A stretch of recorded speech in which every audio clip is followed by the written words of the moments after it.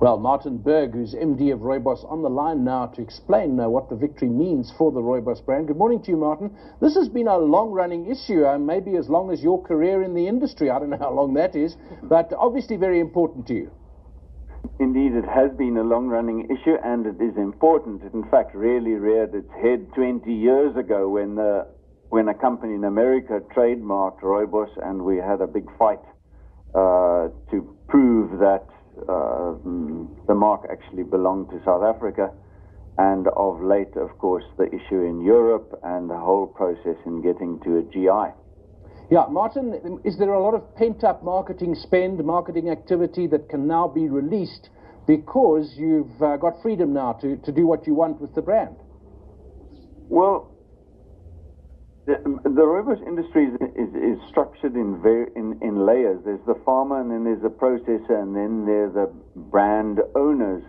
So Rooibos in itself is not a brand. Rooibos is the name for the commodity.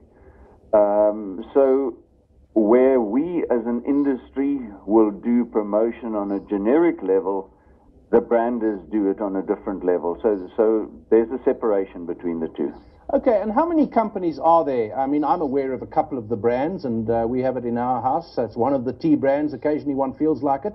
How many brands are there, and how big is the industry in terms of revenue, export revenue? How many tons of tea do you produce?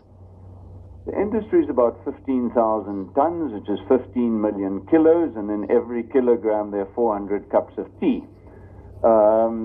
So it's a lot of tea. We export between 6,000 and 7,000 tons.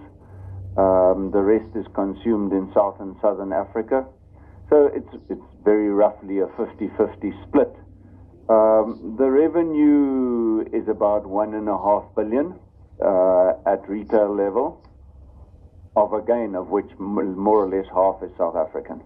What's happened to the people who were trying to use the Rooibos name? They are now forced, presumably, to call themselves something else. You know, this has always been a slightly difficult thing because people see, because Rooibos is such a strong brand in itself, people want to use it. Very few people want to use the name black tea. They'll call themselves XYZ, but in the Rooibos instance, people want to call themselves XYZ Rooibos, and then they want to brand the name Rooibos as well. So there's no problem calling your product XYZ Rooibos as long as you have a disclaimer against the word Rooibos, and now with the GI certification, the product in there actually complies with the certification rules and is in fact Rooibos.